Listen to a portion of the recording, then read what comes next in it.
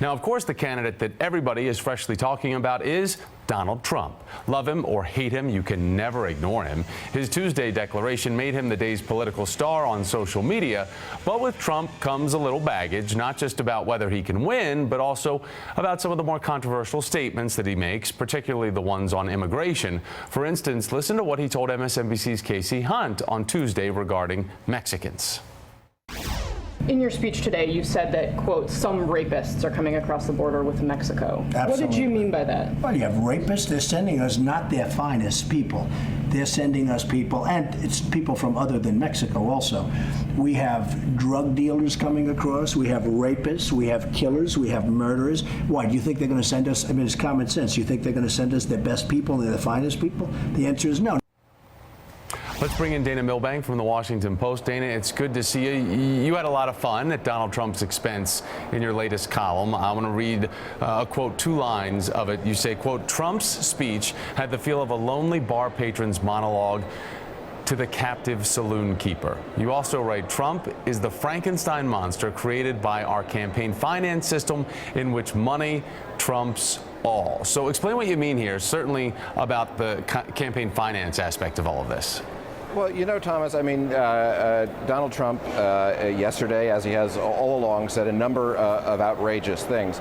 I don't necessarily blame Donald Trump. Of course, he's responsible for what he says, but for the impact he's having on our system here. And that is, we have created this system where an individual candidate, according to the Supreme Court from long ago, can spend unlimited sums. And now any American can spend unlimited sums in support of a candidate. So it's basically whichever side the billionaires line up with, that's who the people are going to listen to. Free speech is money, but whoever has the most money has the most free speech, and that's what Donald Trump is exploiting here. And I'd say, you know, there are 9 billion reasons why we all have to listen to a lot of the crazy things that come out of his mouth, and that's because he says his net worth is $9 billion, and if he's willing to spend it in politics, we have to listen.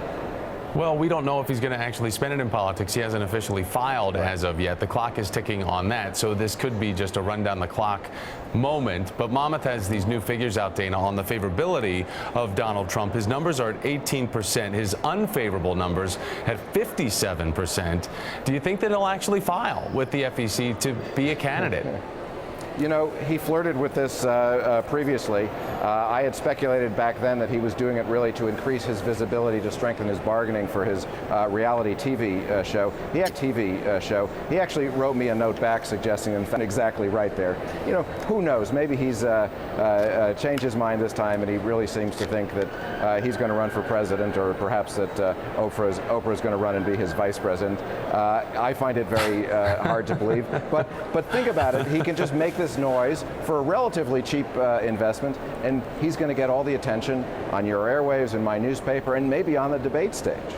Yeah, it takes a lot of oxygen, certainly on a debate stage, and then that makes certain GOP candidates have to answer him in a certain way, and that is going to have an effect on the contest no matter what you say.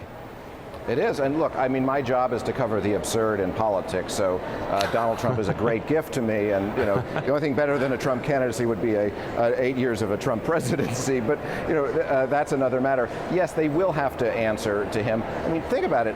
The President of the United States had to answer to him on his birth certificate, of all things. You know, he called out Donald Trump the carnival barker, but he had to come out there and release this, so you can be sure that Jeb Bush and Scott Walker and Marco Rubio, the other so-called serious candidates, are going to have to be drawn into a debate with the carnival barker.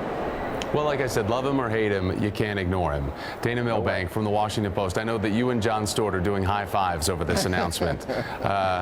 Thanks so much, Dana.